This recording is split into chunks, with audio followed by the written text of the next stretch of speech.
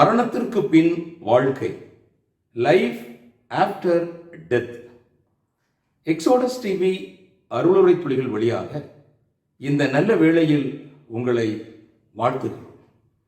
வேதாகமம் எந்த ஒரு சத்தியத்தையும் விட்டுக் கொடுப்பதில்லை. Bible has no compromise. வேதாகமம் எந்த ஒரு சத்தியத்திலும் தடுமாற்றம் அடைவதில்லை. Bible has no dilemmas. வேதாகமம் எந்த ஒரு சத்தியத்திலும் விவாதம் வைப்பதில்லை.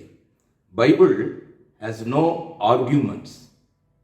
எங்களை கேட்டுக்கொண்டிருக்கிற அருமையான சகோதர சகோதரிகளே, நண்பர்களே, ஆண்டவராயிருக்கிற இயேசு கிறிஸ்துவின் நாமத்தில் மீண்டும் உங்களை வாழ்த்துகிறோம்.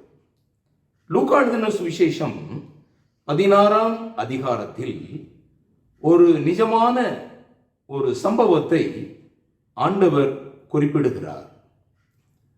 மரணத்திற்கு பின் வாழ்க்கை உண்டு. இன்றைக்கு அநேகர் நாம் இந்த உலகத்தோடு கூட நம்முடைய வாழ்க்கை முடிந்து விட்டது, இன்னொரு வாழ்வு இல்லை என்று சொல்லி அநேகர் நினைக்கிறார்கள். அநேக மதத்தை நம்புகிறவர்களும் இன்னும் பிறவிகள் உண்டு என்றுதான் நம்புகிறார்களே ஒழிய மரணத்திற்கு பின் ஒரு வாழ்க்கை உண்டு என்று சொல்லி அநேகர் நம்புகிறதில்லை. வேதம் மட்டுமே இதற்கு ஒரு சரியான ஒரு உண்மையான சம்பவத்தின் மூலமாக இந்த மிகப்பெரிய சத்தியத்தை விளங்க வைக்கிறது. லூக்கா எழுதின சுவிசேஷம் 16ஆம் அதிகாரம் 19 இருந்து ஒரு சில வசனங்களை நாம் இன்றைக்கு தியானிக்க போகிறோம். லூக்கா எழுதின சுவிசேஷமே ஒரு தேவாலய சுவிசேஷம் என்று சொல்லலாம். லூக்கா எழுதின சுவிசேஷத்தினுடைய ஆரம்பத்தில் சகரியா தேவாலயத்தில் பணிவிடை செய்து கொண்டிருந்தான், ஒரு ஆசாரியர். லூக்கா எழுதின சுவிசேஷம் நிறைவடையும் கடைசி வசனத்தில் நாள்தோறும் தேவாலயத்திலே கர்த்தரை புகழ்ந்து துதித்துக் கொண்டிருந்தார்கள், ஆமேன் என்று வாசிக்கிறோம். தேவாலயத்தில் ஆரம்பமாகி தேவாலயத்தில் முடிவடைகிற இந்த சுவிசேஷத்தில் அநேக புதை பொருள்கள் இருக்கிறது. இங்கே லூக்கா எழுதின சுவிசேஷத்தில் 5 ஐஸ்வர்யவான்களை குறித்து நாம் பார்க்கிறோம். சில பேருடைய பெயர் சொல்லப்படவில்லை, சில பேருடைய பெயர் சொல்லப்பட்டிருக்கிறது. லூக்கா 12 ஐஸ்வர்யமுள்ள ஒருவன் இருந்தான். லூக்கா எழுதின சுவிசேஷம் 18 ஐஸ்வர்யமுள்ள ஒரு தலைவன் இருந்தான். லூக்கா எழுதின சுவிசேஷம் 19 ஐஸ்வர்யவானாயிருந்த சகேயு என்று வாசிக்கிறோம். லூக்கா 16 ஒரு ஐஸ்வர்யமுள்ள உக்ரானக்காரனை குறித்தும் வாசிக்கிறோம். இன்றைக்கு ஐஸ்வர்யமுள்ள ஒரு மனுஷனையும் லாசரு என்கிற ஒரு தருத்திரனையும் குறித்து இங்கு வாசிக்கிறோம். பாருங்கள், லூக்கா 16ஆம் அதிகாரம் 19 20. ஐஸ்வர்யமுள்ள ஒரு மனுஷன் இருந்தான். அவன் இரத்தாம்பரமும் விலையேறப்பட்ட வஸ்திரமும் தரித்து அனுதினமும் சம்பிரமமாய் வாழ்ந்து கொண்டிருந்தான். லாசரு என்னும் பெயர் கொண்ட ஒரு தரித்திரனும் இருந்தான். அவன் பொருட்கள் நிறைந்தவனாய் அந்த ஐஸ்வர்யவானுடைய வாசல் அருகே கிடந்து அவனுடைய மேஜையிலிருந்து விழும் துணிக்கைகளினாலே தன் பசியை ஆற்ற ஆசையாயிருந்தான். நாய்கள் வந்து அவன் பருக்களை நக்கிற்று. இங்கே 2 பேருடைய வாழ்க்கை, 2 பேருடைய மரணம், 2 பேருடைய நித்திய வாழ்க்கை குறிப்பிடப்பட்டிருக்கிறது. ஒரு அதிசயமான ஒரு சம்பவத்தை இயேசு கிறிஸ்து பூமியில் இருந்த பொழுது கூறினார். ஐஸ்வர்யமுள்ள ஒரு மனுஷன். இன்றைக்கு ஐஸ்வர்யம் இன்னைக்கு அநேகருடைய வாழ்க்கையை உண்மையான சத்தியத்தை கண்டுகொள்ள முடியாதபடி தடுக்கிறது.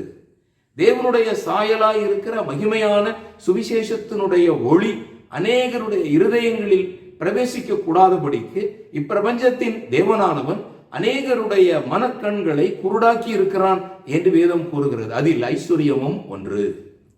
இங்கே ஐஸ்வர்யவான் இருந்தான், லாசரு என்று சொல்லப்படுகிற ஒரு தரித்திரனும் இருந்தார். 2 பேருடைய உலக வாழ்க்கை குறிப்பிடப்படுகிறது. இன்றைக்கு உங்களுடைய வாழ்க்கை எப்படிப்பட்ட வாழ்க்கையாகவும் இருக்கலாம். ஒருவேளை ஐஸ்வர்யவானாகி போய் கொண்டிருக்கிறான், தரித்திரனாகி போய் கொண்டிருக்கிறான். கடந்த வருடம் ஒரு அரசு செய்தி குறிப்பு கூறுகிறது, ஏறத்தாழ இந்திய தேசத்தில் 40 கோடி மக்கள் ஏழ்மையிலிருந்து மீட்கப்பட்டிருக்கிறார்கள் என்று. ஒருவேளை அந்த குறிப்பு சரியானதாக இருக்கலாம். ஆனால் ரெண்டு பேருடைய வாழ்க்கை இப்படித்தான் இருக்கும். ரெண்டு பேருடைய வாழ்க்கை உலகத்துல எப்பேற்பட்டவர்களாக இருந்தாலும் இந்த ரெண்டு வாழ்க்கையின் வழியாகத்தான் நீங்களும் நானும் கடந்து போக வேண்டும். அதை தொடர்ந்து பாருங்கள், ரெண்டு பேருடைய மரணம் குறிப்பிடப்பட்டிருக்கிறது.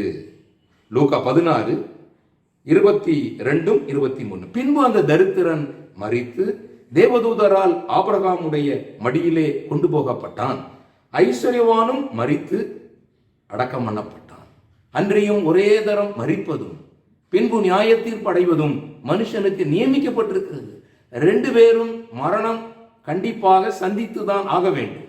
இந்த உலகத்தில் இருக்கிற எந்த ஒரு மனிதனாக இருந்தாலும் சரி, நம்பர் 1 பணக்காரனாக இருந்தாலும் சரி, அல்லது கடைசி நிலை ஏழையாக இருந்தாலும் சரி, மரணம் வழியாக கடந்து போக வேண்டும். ஐஸ்வர்யவானும் மரிக்கிறான், தரித்திரனும் மரிக்கிறான். ஆனால் ரெண்டு பேரும் ரெண்டு இடத்துக்கு போகிறார்கள். தரித்திரன் மரித்து, லாசரு மரித்து ஆபிரகாமுடைய மடியிலே கொண்டு போய் விடப்படுகிறான். ஐஸ்வர்யவான் மரிக்கிறான். பாருங்கள் 23. பாதாளத்தில் அவன் வேதனைப்படுகிறான். தன் கண்களை ஏறெடுத்து தூரத்திலே ஆபிரகாமையும் அவன் மடியிலே லாசருவையும் கண்டான். ரெண்டு பேருடைய மரணம் தவிர்க்க முடியாதது. அதே போல ரெண்டு பேரும் ரெண்டு இடத்துக்கு மாற்றப்படுவதும் தவிர்க்க முடியாது. மரணத்திற்கு பின் வாழ்க்கை இருக்கிறது. எனக்கு அருமையானவர்களே, இந்த மரணத்திற்கு பின் உள்ள வாழ்க்கையை நாங்கள் உங்கள் முன் வைக்கிறோம். அங்கே ஆபிரகாமுக்கும் இந்த ஐஸ்வர்யவானுக்கும் ஒரு கான்வர்சேஷன் நடக்கிறதை நீங்கள் பார்க்கலாம்.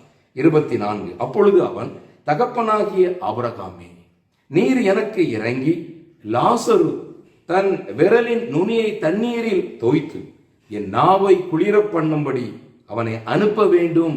இந்த அக்கினி ஜுவாலையில் வேதனைப்படுகிறேனே என்று கூப்பிடுகிறான். இந்த ரெண்டு பேருடைய இந்த உயர்வுக்கும் இந்த தாழ்வுக்கும், அல்லது இந்த ரெண்டு பேருடைய நியாய தீர்ப்பு, அதற்கு என்ன காரணம்? பாருங்கள், இங்கு அவன் வேதனைப்படுகிறான், அவன் தண்ணீர் இல்லாமல் தவிக்கிறான். அதற்கு ஆபிரகாம் என்ன சொல்லுகிறான்? மகனே, நீ பூமியில் உயிரோடு இருந்த காலத்தில் நன்மைகளை அனுபவித்தாய், லாசரும் அப்படியே தீமைகளை அனுபவித்தான். அதை நினைத்துக்கொள். இப்பொழுது அவன் தேற்றப்படுகிறான், நீயோ வேதனைப்படுகிறார். ஒரு பக்கம் லாசரு தேற்றப்படுகிறான், இங்கே ஐஸ்வர்யவான் அங்கு வேதனைப்படுகிறான். கேட்டுக்கொண்டிருக்கிற அருமையான நண்பர்கள், இந்த நாளிலே ரெண்டு பேருடைய வாழ்க்கை, ரெண்டு பேருடைய மரணம், ரெண்டு பேருடைய நித்திய வாழ்க்கை உங்கள் முன் படமாக காட்டப்படுகிறது. நீங்கள் இந்த உலகத்தில் நீங்கள் ஆண்டவராயிருக்கிற இயேசு கிறிஸ்துவை சொந்த இரட்சகராக ஏற்றுக்கொள்வீர்களானால் நித்திய ஜீவனுக்கு நீங்கள் பங்குள்ளவர்களாக மாற முடியும். வேதம் தெளிவாக கூறுகிறது.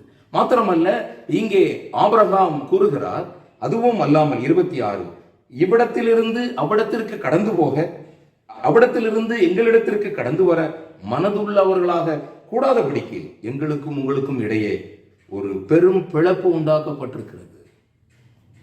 மரணம் உங்களையும் என்னையும் சந்திக்கும். நாம் எந்த உலகத்துக்கு நாம் ஆயத்தமாகி கொண்டிருக்கிறோம், இதை இன்றைக்கு நாம் சிந்திக்க வேண்டும். நாளின் நல்ல வேளை ஆண்டவராயிருக்கிற இயேசு கிறிஸ்துவை சொந்த இரட்சகராக ஏற்றுக்கொண்டவர்கள் அங்கு வேதனையிலிருந்து தப்பப்படுகிறார்கள். ஆண்டவரை சொந்த இரட்சகராக ஏற்றுக்கொள்ளாதவர்கள் நித்திய வேதனைக்கு உட்படுத்தப்படுகிறார்கள். நாளின் காலையில், இந்த நாளின் நல்ல வேளையில் ஆண்டவராயிருக்கிற இயேசு கிறிஸ்துவை சொந்த இரட்சகராக ஏற்றுக்கொள்ளுங்கள். இந்த உலகத்திலேயும் உங்களுக்கு சந்தோஷம், மறுமையிலும் சந்தோஷம். தேவன் தாமே இந்த சிந்தைகளை நமக்கு ஆசீர்வதிப்பாராக. ஆமேன், ஆமேன்.